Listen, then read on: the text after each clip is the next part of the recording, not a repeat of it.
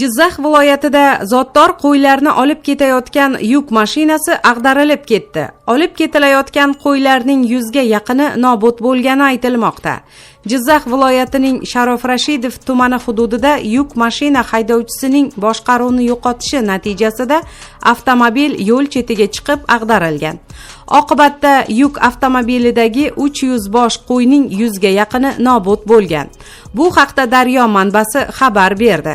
Ta'kidlanishicha, voqea 20-aprel kuni soat 17:00 va 18:00 oralig'ida M39 xalqaro avtomobil yo'lining 971-kilometrida sodir bo'lgan. Voqea guvohlarining so'ziga ko'ra, yuk avtomobili yo'lning qarama-qarshi yo'nalishida harakatlanib kelayotgan traktorga urilgan va ag'darilgan. Voqea joyiga zudlik bilan Jizzax viloyati favqulodda vaziyatlar boshqarmasining yong'in qutqaruv guruhi yetib kelgan. Qutqaruvchilarning tezkor harakatlari natijasida yuk avtomobilining tirkamasi maxsus uskunalar yordamida ochilib, 130 bosh zotdor qo'ylar qutqarildi. Afsuski, yo'l transport hodisasida ushbu hayvonlarning bir qismi nobud bo'lgan. Yo'l transport hodisasidan jabrlanganlar yo'qligi aytilmoqda. Toshkent viloyatidan qoraxoniylar davriga oid xazina topildi. Tangalarda Allohdan o'zga iloh yo'q, Muhammad Allohning rasuli so'zlari bitilgan. Toshkent viloyati Oqqo'rg'on tumanida 427 dona mis tangalar jamlanmasi topildi. Ma'lum qilinishicha, tangalar tumanning Shohrukuya mahalla fuqarolar yig'ini Hosildor mahallasining janubidagi Sirdaryoning o'ng qirg'og'ida joylashgan Shohrukuya arxeologik yodgorligining daryoga tutash jarligidan shu yerli fuqaro tomonidan topilgan. Topilma ko'kimtir tusga kirib qolgan bo'lib, tangalar jamlanmasi mato qopcha ichiga solingan bo'lgan. Qopcha tangalar olinayotgan paytida titilib, kukunga aylanib ketgan. Topilma haqidagi murojaat akademiyaga xabar qilingach, 18-aprel yakshanba kuni ilmiy jihatdan o'rganish maqsadida institutga olib kelingan. Ko'rinishidan zang bosib, ko'kimtir tusga kirib qolgan mis tangalarning bir nechtasi tozalangan.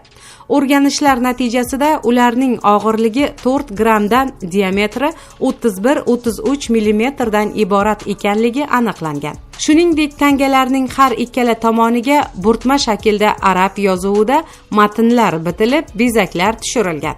Old tomoniga qavariq ko'rinishidagi 2 qatorli 8 qirrali geometrik shakli hoshiya ichiga arab harflaridagi Allohdan o'zga iloh yo'q, Muhammad Allohning rasuli so'zlari bitilgan.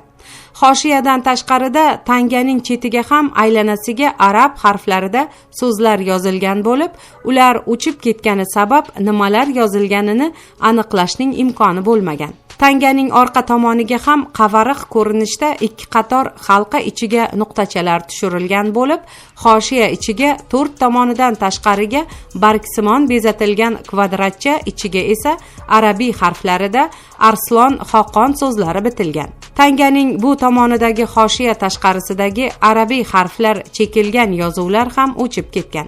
Ma'lumot o'rnida mazkur tanganing zarb etilishi davri qoraxoniylar hukmdori Arslonxon Muhammad ibn Sulaymon nomi bilan bog'liq bo'lib, u 1102-1130 yillarda Mavaronnahrni boshqargan. Tanganing zarb etilish davri unda qayd etilgan Arslon Xoqon nomi orqali o'z tasdig'ini topadi.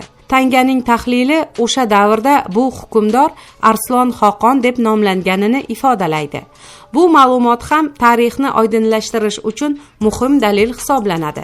Topilmalar aniqlangan Shohruxiya yodgorligi milodiy 1-asrlardayoq mustahkam boshqaruv tizimi, ya'ni qarorgoh, ark va aholi yashaydigan qism Shahristondan iborat shahar bo'lgan. 9-12 asrlarda shahar rivojlanib, Banokat nomi bilan mashhur bo'lgan va shu nom bilan tangalar ham zarb qilingan. Mo'g'ullar davrida vayron etilgach, Amir Temur davrida qayta tiklanib, Shohruxiya nomini olgan. Ma'lumotlarga ko'ra, 18-asrlarga kelib yodgorlik yana xarobaga aylangan. Ushbu shahar o'z vaqtida janubdan Toshkent vohasiga kirib kelinadigan karvon yo'lini va Turonning shimoliy o'lkalari nazorat qilinadigan Qo'rg'on shahar vazifasini bajargan. Shaharning o'sha davr aholisi orasidagi savdogar yoki amaldorlar bu topilgan tangalarning egasi bo'lishi ehtimoli mavjud.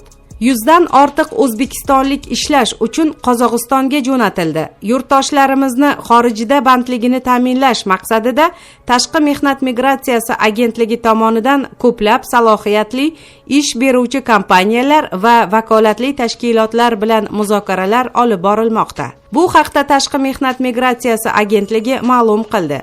Ushbu muzokaralar natijasida erishilgan kelishuvlarga muvofiq chet elda ishlash istagida bo'lgan yurtdoshlarimiz qurilish, ishlab chiqarish va xizmat ko'rsatish kabi sohalariga ishga jalb etilmoqda.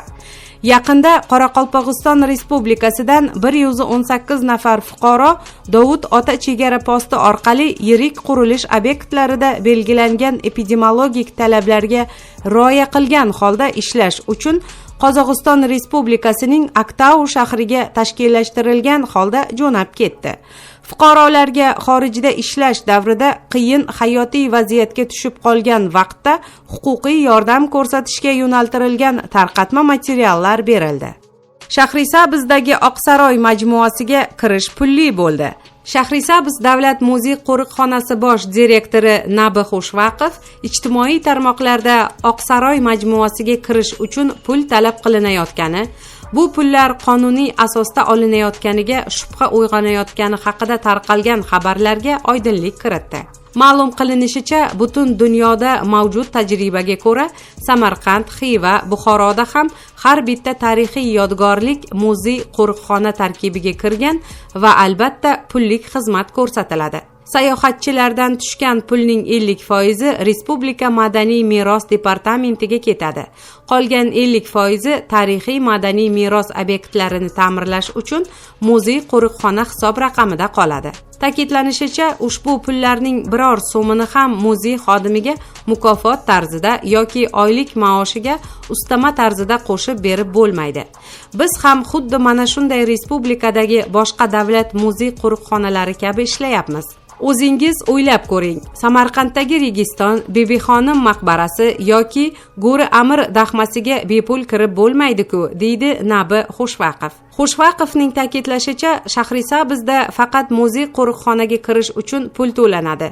Bu pul evaziga ekskursiya xizmati ko'rsatiladi. Masalan, bitta guruh 3 kishidan 15 kishigacha bo'lishi mumkin. Shunday guruhga 45 minutlik madaniy servis xizmati ko'rsatish narxi 10 ming so'm. Bu 10 ming so'm muzey xodimi cho'ntagiga tushmaydi. U kassaga to'lanib, muzey hisob raqamiga tushadi va moddiy texnika bazasini mustahkamlash uchun sarflanadi. Bundan tashqari, bizda har oyning 1-yakshanbasida barcha fuqarolar uchun muzey qo'riqxonaga kirish bepul.